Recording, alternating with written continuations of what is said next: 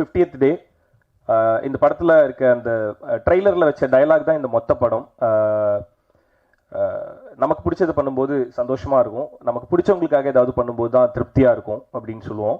இது நாங்கள் எல்லாரும் சேர்ந்து எங்களுக்கு பிடிச்சவங்களுக்காக, எங்களுக்கு பிடிச்ச எல்லாருக்காகவும் மாற்றி மாற்றி நாங்கள் எல்லாரும் எங்களுக்காக பண்ணிக்கிட்ட படம் தான்.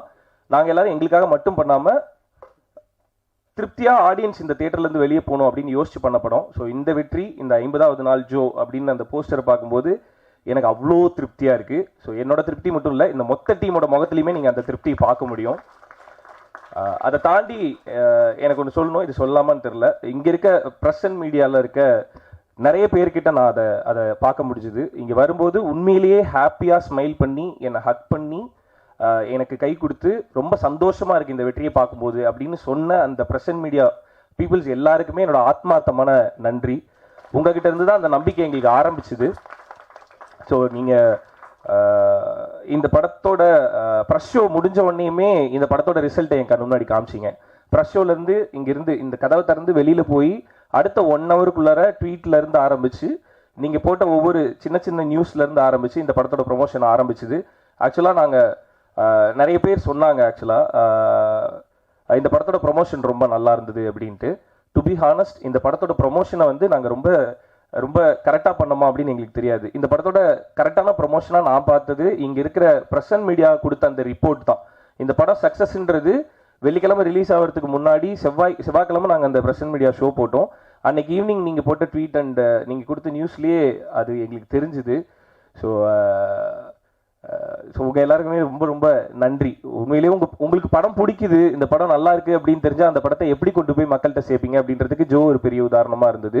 ஸோ அதுக்குள்ளார நாங்கள் எல்லாரும் வேலை பார்த்தோம்னு நினைக்கும் போது எங்களுக்கு ரொம்ப சந்தோஷமாக இருக்குது. அந்த சந்தோஷத்தை கொடுத்த ப்ரெஸ் அண்ட் மீடியா எல்லாருக்குமே ரொம்ப ரொம்ப நன்றி. அண்ட் வந்திருக்க ஸ்டில் ஃபோட்டோகிராஃபர்ஸ்லேருந்து ஆரம்பித்து ரைட்டர்லேருந்து ஆரம்பித்து எல்லா ப்ரெஸ் அண்ட் மீடியாவுக்கும் என்னோட ரொம்ப நன்றி. ஸோ அதுதான் சொல்லணும்னு நினச்சேன் நான். அண்டு இதோட ஆரம்பம் அதான் என்கிட்ட ஹரி வந்து கதை சொல்லும்போது அந்த கதையில் வந்து நான் வேலை பார்த்த படத்தில் இருக்க அசிஸ்டன்ட் டைரக்டர் எனக்கு கூட பிறந்த தம்பி மாதிரி அவன், அதெல்லாம் என் கண்ணுக்கு தெரியவே இல்லை. இந்த ஜோ கதையை கேட்கும்போது அதுக்கு முன்னாடி ஹரியை நான் பார்த்துட்டு இருந்த விதம்னு ஒன்று இருக்கும்ல, நம்ம கூடவே இருக்கான், ஜாலியாக அப்படி சுற்றிட்டு இருக்கோம், தொல்லைக்கே போடுறோம், அப்படி வாடா போட அப்படி பேசி ஜாலியாக சுற்றிட்டு இருக்கோம் அப்படின்றத தாண்டி இந்த கதையை சொல்லும்போது அவனுக்கு சினிமா மேலே இருக்க லவ்வும் அவனோட லவ்வும் எவ்வளோ அழகாக இருக்குன்றது தான் அந்த கதைக்குள்ளார இருந்தது. ஸோ அது எனக்கு அவ்வளோ பெரிய நம்பிக்கை கொடுத்தது. கதையை வந்து ஆமாம், இது ஆக்சுவலி நான் சொல்லாமல் மறைக்கணும் அப்படின்னு நினச்சேன். ஹரி வந்து 7 மணி நேரம் நரேட் பண்ணார், அதை அவரே சொல்லிடுறாரு வேற. 7 மணி நேரம் பொறுமையாக கதை கேட்டதுக்கு காரணம் அது அவ்வளோ சோல்ஃபுல்லாக இருந்தது, அதுக்குள்ளார அவ்வளோ அழகான விஷயங்கள் இருந்தது. ஸோ அது எல்லாமே விஷுவலாக எப்படி இருக்குன்றது அந்த நரேஷன் ஃபுல்லாக வந்து அவர் எனக்கு நரேட் பண்ணாது. அது ஹரின்றதுக்காக மட்டும் இப்படி 7 மணி நேரம் கேட்பேன்லாம் நினச்சிடாதீங்க. யார் சொன்னாலுமே 7 மணி நேரம் இருந்தாலும் 8 மணி நேரம் தான் உட்காந்து கேட்டிருக்கேன். ஸோ அப்படி கேட்கும்போது ஹரி சொன்னதை அப்படியே ப்ரெசென்ட் பண்ணுவாரா அப்படின்றது தான் இந்த படத்தோட பெரிய டாஸ்காக இருந்தது. சின்ஸ் நான் அங்கேருந்து ஹரிக்கிட்ட இருந்து தான் இந்த படம் ஆரம்பிச்சது. ஸோ அதனால் நான் அங்கேருந்து ஆரம்பிக்கிறேன். இதுக்குள்ளார நான் நிறைய நேரம் எடுத்துக்க மாட்டேன், யாரும் பயந்துருவும் வேண்டாம். ஸோ ஹரி வந்து ஒரு டெபியூ டைரக்டர். அவர் சொல்கிற விஷயம்ல அவ்வளோ கிளாரிட்டி இருக்கும்போது கொண்டு போய் ப்ரொடக்ஷனில் நம்ம பிச் பண்ணும்போது அந்த விஷயம் வந்து நம்புவாங்களா அப்படின்னா நிறைய பேர் அதை நம்பல. ஒரு டெபியூ டைரக்டர், ஒரு லவ் ஸ்டோரி, இது எல்லாமே பாருங்களேன். ஒரு டெபியூ டைரக்டர் ஒரு லவ் ஸ்டோரி பண்ண போகிறாரு, ரியோ மாதிரி ஒருத்தன் அதில் ஹீரோவாக நடிக்க போகிறான். மீதி டெக்னீஷியன், காஸ்ட் அண்ட் க்ரூ எல்லாமே நிறைய பேர் டெபியூவாக இருக்க போகிறாங்க. இது மேலே ஒரு ட்ரஸ்டே கிரியேட் ஆகலை. இந்த படத்தை கொண்டு போய் நாங்கள் ப்ரெசென்ட் பண்ணி இது நாங்கள் பண்ண போகிறோம் அப்படின்னு சொல்லும்போது இது மேலே ஒரு ட்ரஸ்டே கிரியேட் ஆகலை. அது ரொம்ப ஹர்ட்டிங்காக இருந்தது. அதுக்கப்புறமேட்டு இந்த ப்ரெசன்டேஷன்றது என்னது, இந்த படம் எப்படி இருக்கும்னு நம்ம ப்ரெசென்ட் பண்ணுவோம்ல, நாங்கள் பிபிடி பவர் பாயிண்ட்லேருந்து ஃபோட்டோஷாப் வரை எல்லாத்தையுமே ஒர்க் பண்ணி இந்த படம் இப்படி தாங்க இருக்கும் அப்படின்னு கிட்டத்தட்ட படத்தையும் நாங்கள் ஓட்டிலாம் காமிச்சோம் இப்படி தான் இருக்கும் அப்படின்ட்டு. ஸோ அதெல்லாம் தாண்டி அது ப்ராசஸ் ஆக மாட்டேங்குதுங்கும்போது எனக்கு வந்து கஷ்டமா இல்லை, கான்ஃபிடென்ட் தான் ஜாஸ்தியாச்சு. ஓகே, இது கரெக்டாக தான் வரும், நான் நம்புகிறேன் அப்படின்னு சொன்னேன். ஏன்னா அந்த நம்பிக்கை எனக்கு யாருக்கிட்ட இருந்து கிடைக்கும்னா ஹரிக்கிட்ட இருந்து தான் கிடைக்கும். ஏன்னா அது ஒரு 2 பேர் 3 பேரை தாண்டும் போதே இது ஒருவேளை ஓகேவா இருக்குமோ அப்படின்னு தோண ஆரம்பிக்கும். அந்த ஓகேவா இருக்குமோன்னு அவருக்கு தோண ஆரம்பிச்சதெல்லாம் படம் எடுத்து பிடிச்சிட்டு வந்ததுக்கு அப்புறம், முன்னாடி கதையா இருக்கும் போதெல்லாம் இல்லை.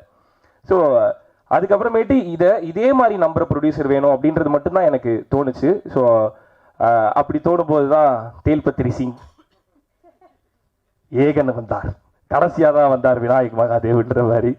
ஸோ ஏகன் வந்து அதான் அவன் சின்ன பையனாக இருக்கும் போதுலேருந்து பார்த்துட்டு இருக்கேன். ஸோ ஏகன்ட்டு ஒரு நாள் பேசிட்டு இருக்கும்போது திடீர்னு ஏகன் சொன்னா, ஆனால் 2024 வந்து அப்பா ப்ரொடியூஸ் பண்ணலான்னு இருக்காருண்ணே அப்படின்னு சொல்லி பேசிட்டு இருந்தான். 2024 அதை நாம ஏன் 2022 பண்ணக்கூடாது அப்படின்ற மாதிரி பேசிட்டு இருந்தோம்.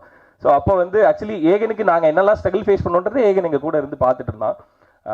ஒரு பாயிண்ட்ல நான் வந்து ஆக்சுவலி புலம்புற ஸ்டேஜில் இருந்தேன். இது கரெக்டாக காயின் ஆக மாட்டேங்குது, நடக்க மாட்டேங்குது அப்படின்னு புலம்புற ஸ்டேஜில் இருந்தேன். ஏகன் வந்து அன்னைக்கு ஆஃபீஸ் வந்தது எப்படின்னா, சும்மா வாங்க வெளியே போகலாம் அப்படின்னு சொல்லிட்டு கூப்பிட்டான். நானும் ஃபோன் பண்ணி வா வெளியே போகலாம் அப்படின்னா, காரில் போயிட்டு இருக்கும்போது எனக்கு இந்த படத்தை ஆக்சுவலி நான் புலம்பிட்டு தான் இருந்தேன். இந்த படத்தை இதே மாதிரி நம்பி இந்த படத்தை கரெக்டாக எங்களுக்கு பண்ணி கொடுக்கறதுக்கு ஒரு ப்ரொடியூசர் வேணும். ஸோ அப்போ தான் இந்த படம் கரெக்டாக நடக்கும். இல்லைன்னா இதை எடுத்துக்கொண்டு போய் இல்லை இது இப்படி சுருக்கி பண்ணிடலாம், இது இப்படி சின்னதாக பண்ணிடலாம், இது இவ்வளோ போதும் அப்படின்னு சொன்னாங்கன்னா கூட இதோட அவுட்டு நல்லா வராதோன்னு எனக்கு ஒரு மாதிரி பயமாக இருக்குடா அப்படின்னோடனையும் அவனுக்கு தோணுன அடுத்த முகம் தான் அருளானது சார். ஸோ ஏகன் வந்து எனக்கு ஒருத்தர் தெரியும், நான் அவர்கிட்ட கூப்பிட்டு போகிறேன் அப்படின்னு சொல்லிட்டு ஏகன் வந்து அப்பாட்ட சொல்லானே, எனக்கு வந்து எங்கள் அப்பாவுக்கு வந்து பிடிச்சிருச்சு, எங்கள் அப்பா நம்பிட்டாருன்னா சுற்றி யார் என்ன வேணாலும் சொல்லட்டும், எங்கள் அப்பா வந்து விட்டு கொடுத்துட மாட்டாருண்ணே, ஸோ நம்ம அப்பாட்ட சொல்லானே அப்படின்னு சொல்லி ஏகன் தான் கூப்பிட்டு போனான்.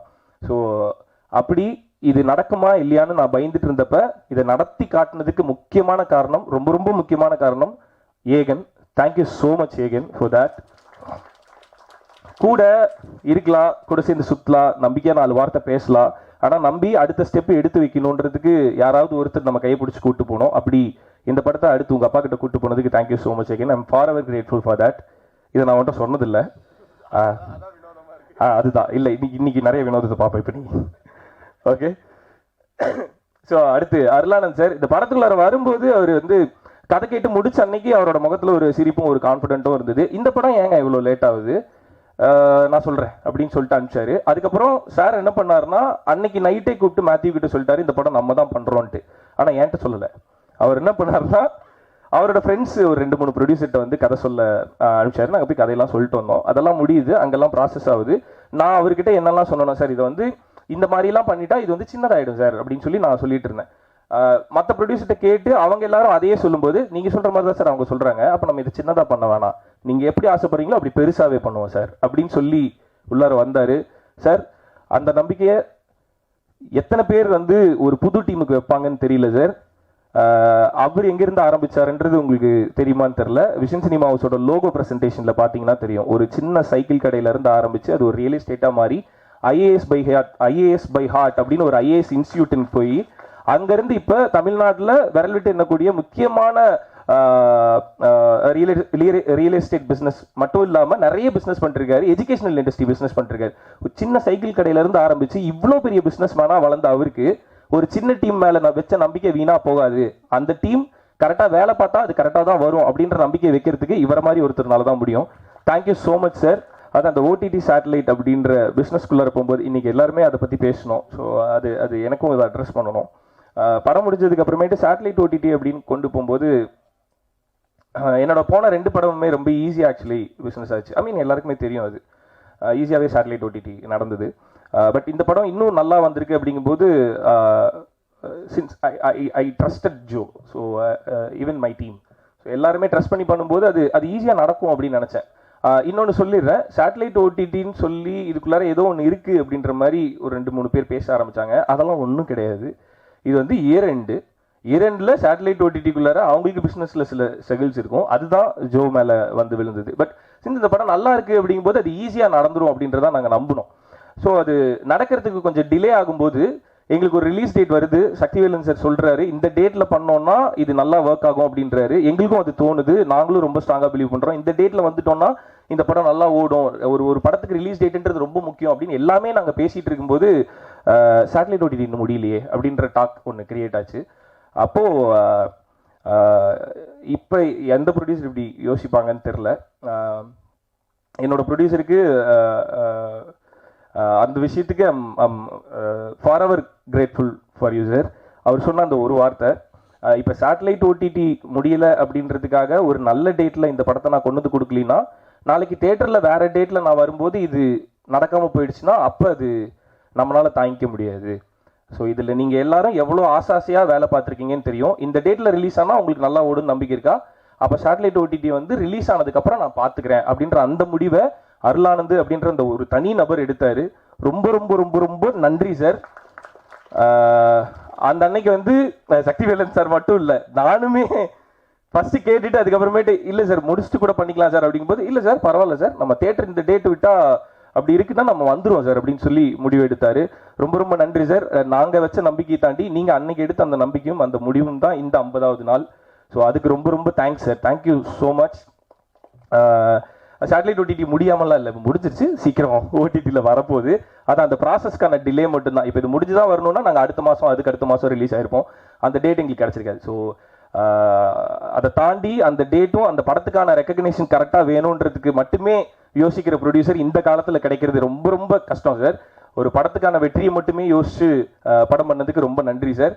அந்த நம்பிக்கை உங்களோட அடுத்தடுத்த படங்களில், அடுத்தடுத்த படங்கள் எப்படி போகுன்றது எங்களுக்கு நல்லா தெரியும் சார். கண்டிப்பாக இந்த மனசுக்காகவே இன்னும் நிறைய வெற்றிகள் உங்களுக்கு வரும்.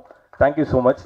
ஏன்னா இங்கே இருக்க எல்லாரோட கண்ணிலையுமே உங்களால் பார்க்க முடியும். எங்கள் எல்லாரோட கனவையுமே அவ்வளோ அழகாக கொண்டு வந்து அது 50வது நாள் போஸ்டரில் பேனரில் வச்சு எங்கள் எல்லாரையுமே மேலே உட்கார வச்சு அழகு பார்க்குறீங்க.